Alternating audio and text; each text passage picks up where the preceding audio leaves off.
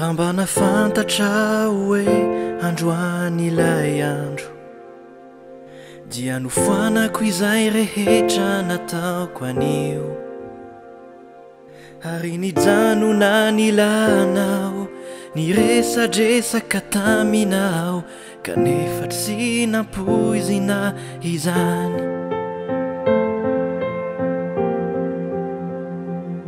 ankehitriny misy banga anatiny foko ianao kosa tsy mety miala ato andohako kanefa haiko fa ianao dia nahazo fiainam-baovao ka namitomany azy izao dia mitsiky ihany fa niratranao rehetra efa sitrana avokoa fahasambarana sisa no mitoetra any andanitra any fa niratra izay tavelany izay tena mafaly aho dia eo amin'ilay tanany izay mitazona anao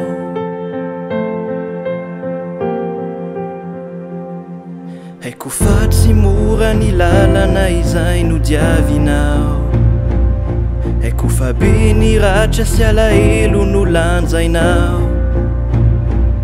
haiko fa tena niady mafy anao fa ankehitriny efa tapitra efa resy avoko izany rehetra izany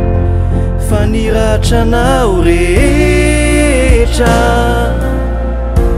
efa sitrana avokoa fahasambarana sisa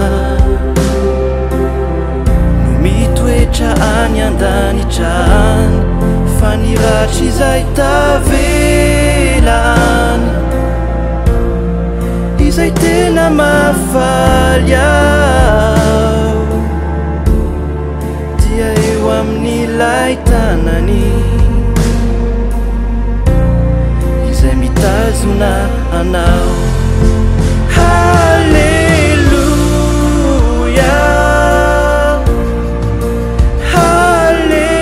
Haleluya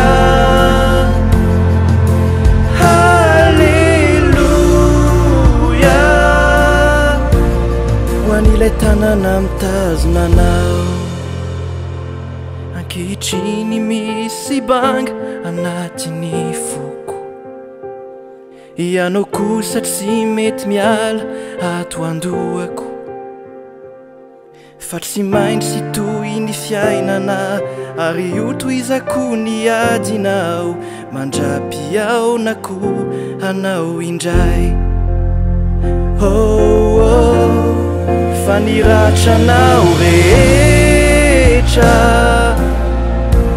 efa sitrana avokoa fahasambarana sisa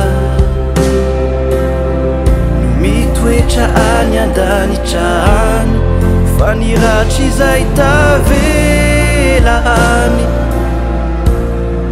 izay tena mafaly aho dia eo amin'ilay tanany